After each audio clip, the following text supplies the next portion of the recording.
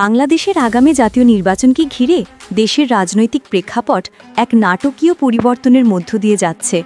বিশেষ করে 2024-25 সালের আন্দোলন, সাময়িক সরকারের নেতৃত্বে নতুন প্রশাসনিক পুনর্গঠন এবং দীর্ঘদিন ক্ষমতায় থাকা আওয়ামী লীগের দলীয় কার্যক্রম নিষিদ্ধ হওয়ায় রাজনীতিতে এক নতুন অধ্যায় শুরু হয়েছে। সরকারি সিদ্ধান্ত অনুযায়ী নিষিদ্ধ ঘোষিত অবস্থায় আওয়ামী লীগ আগামী নির্বাচনে অংশগ্রহণ করতে পারবে না।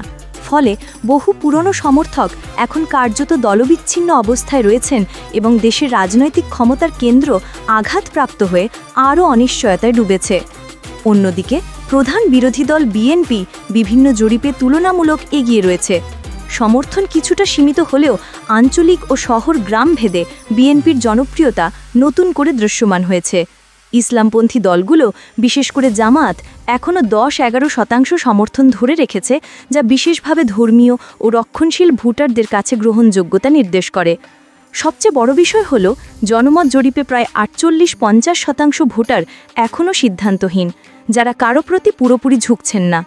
আবার তরুণ ভোটারদের একটি বড় অংশ বিএনপি, জামাত বা নতুন রাজনৈতিক শক্তি যেমন এনসিপিকে বিকল্প হিসেবে বিবেচনা করছে। এই নতুন উদীয়মান বলগুলির জনপ্রিয়তা, ছাত্র নেতৃত্বাধীন আন্দোলনের ধারা এবং পরিবর্তন চাহিদা নির্বাচনী পরিবেশে এক নতুন আকর্ষণ তৈরি করেছে। একই সময়ে 59% ভোটার চান নির্বাচন 2025 সালের মধ্যেই অনুষ্ঠিত হোক এবং দেশ একটি নির্বাচিত সরকারের মাধ্যমে স্থিতিশীলতার দিকে ফেরার সুযোগ পাক।